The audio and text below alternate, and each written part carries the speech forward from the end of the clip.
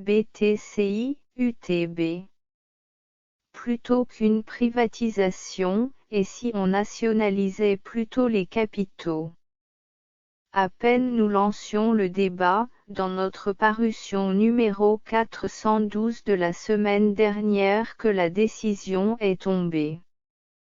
Le gouvernement, à travers le communiqué sanctionnant le Conseil des ministres du mercredi 11 août 2021, concède la banque togolaise pour le commerce et l'industrie à un investisseur privé.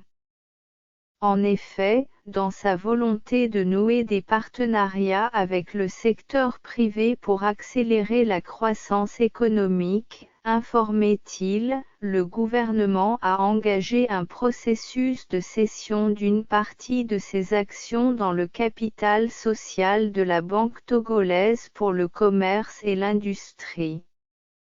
C'est donc dans ce cadre que, conformément aux dispositions légales, poursuit le communiqué, une commission d'évaluation des privatisations, COMEP, a été mise en place afin de procéder à l'évaluation de ladite société, de donner son avis sur le projet de cession et de proposer le juste prix.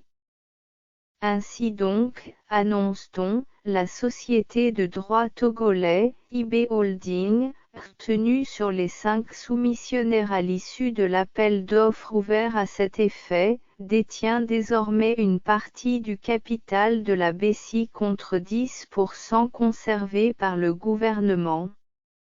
D'entrée, face à cette concession aux conditions clair-obscures, nombreux sont les Togolais qui se demandent par quelle alchimie le gouvernement parviendra-t-il, avec seulement 10% du capital, à veiller à la préservation des intérêts des employés ainsi qu'à la consolidation du système financier, comme annoncé.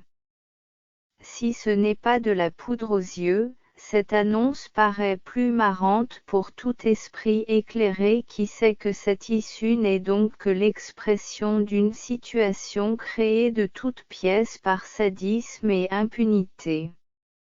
En effet, c'est un secret de polichinelle que le processus de privatisation des banques nationales n'est, en réalité, un cache-sexe tout cousu pour enjoliver un marasme économique qui ne dit pas son nom, tant ces boîtes ont été objet d'une mauvaise gestion et des détournements des proches des barons qui, forts de leurs relations, ont réussi à faire des crédits gré à gré.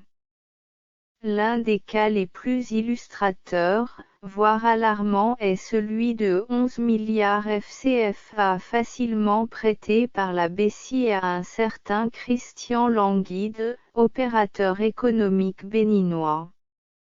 Une affaire qui aura fait éjecter, par la suite, l'ancien directeur Étienne Bafayi, sanctionné par la suite par la Commission bancaire de l'Union économique et monétaire de l'Ouest africain. Un scandale savamment passé sous silence que peint, au travers d'un tweet, l'ancien ministre de l'Intérieur, Akila Essoboko. Privatisation de la BCI, quel fiasco, c'est, d'entrée, exclamait l'officier supérieur natif de la région de la Kara qui y va de ces détails. La BCI est en banqueroute du fait d'une gestion calamiteuse. Elle a été transformée en véritable caisse noire. Les parvenus, les coquins et coquines du régime y puisent sous couvert de prêts exorbitants pour la plupart non remboursés, a-t-il tweeté. Et de poursuivre, afin que nul n'en ignore, les hommes d'affaires et structures étrangères qui ont servi d'écran et de prête-nom à cette opération de main basse sur la BCI doivent se rendre à l'évidence qu'en temps opportun, la BCI retournera dans le patrimoine national. C'est dire donc que cette méthode malsaine et anarchique de s'octroyer, sur la base des affinités, des crédits gré à gré, constitue, à ne point douter, l'une des causes lointaines de cette situation de déficit.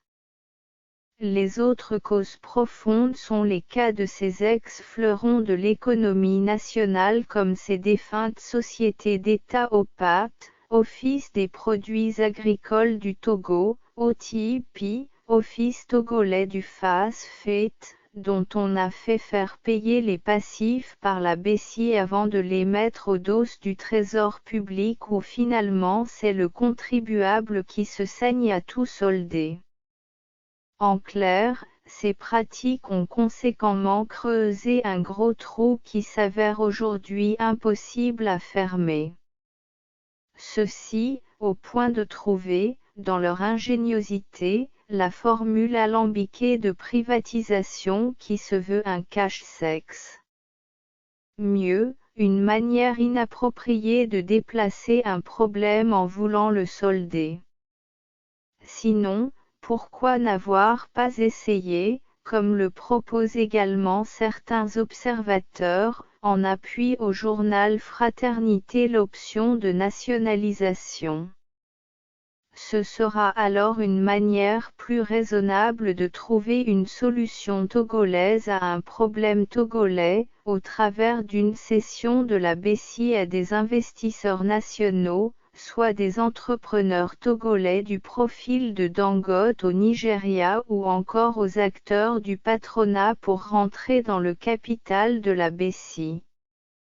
Le Togo, on le sait, dispose de ressources humaines, des compétences et ressources pour, si l'on avait la culture d'abord d'encourager et promouvoir l'émergence des hommes d'affaires au Togo, et ensuite la volonté d'ouvrir le jeu en conséquence. Sinon, à l'image de l'ancien ministre Djondo qui a, à lui seul, créé l'Ecobank, l'on aura toujours une belle brochette de Togolais qui auraient bien la volonté de sauver les meubles, sinon l'honneur national. On fera mieux plutôt que d'opter de livrer les banques nationales, des patrimoines nationaux mis volontairement en difficulté aux étrangers qui, eux, ont été soutenus par leur État. Et dans de pareilles circonstances, cela ne constituerait point une surprise si, du jour au lendemain, Faure-Gnassingbé B et son gouvernement, spécialiste de colmatage, privatisent également l'exécutif national. Déjà que rôde, depuis quelques années déjà, autour de cet exécutif national, des experts au col blanc, qui assistent même aux séances de conseil des ministres, sous la forme déguisée de séminaires gouvernementaux. Le Rubicon n'est probablement pas loin. Bien marrant pour ce pays qui, après la CTMB, le secteur de la télécommunication, Togo Télécom et Togocel, Sotoco etc., vient définitivement, avec le cas BCI, de brader tout ce qui lui reste.